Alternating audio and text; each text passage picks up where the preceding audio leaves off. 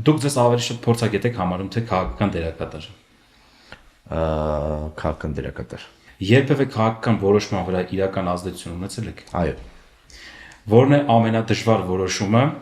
վարչապետի խորհրդական եղած ժամանակ։ Դժվար է ասել, մի քանիսն են եղել երևի, այն որ չեմ կարողացել հաճախ ժամանակին համոզել, որ օրինակ կոնկրետ բառ կարելի է չօգտագործել։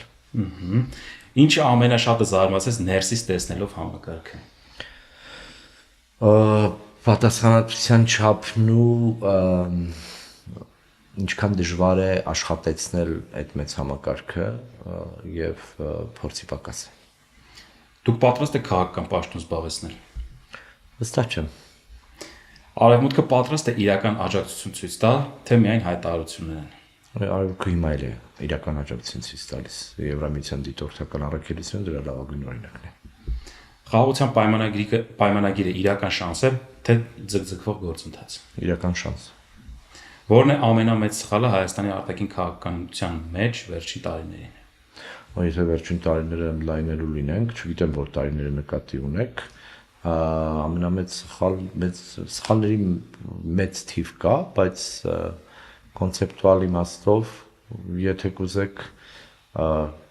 վերջին տարիները ախր շատ լայն է, հիմա պիտի բացեմ,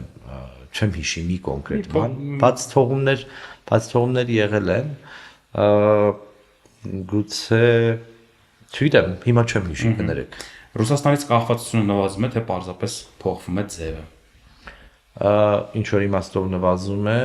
որոշ առումներով ձևն է փոխվում, որոշ առումներով էլ միտում ունի ավելանալու։ Եվ ամենավերջին հարցը, պարոն Խառատյան, մեկ նախադասություն առանց ֆիլտրի ուղղել ժողովրդին։ Ցանկացած որպես հանրային գործիչ։ Ամուր լինենք, ես կարծում եմ, որ հայ ժողովրդի տաղանդը, կարողությունները ոչ միայն չեն ավարտվել, այլև մեծ հեռանկար ունեն, ճշգրիտ կարողանանք վերապրել այն ինչ ունենք որպես մեծ կորուստներ հիմա, բայց չկոտրվենք, առաջ գնանք եւ ստեղծենք ու արարենք։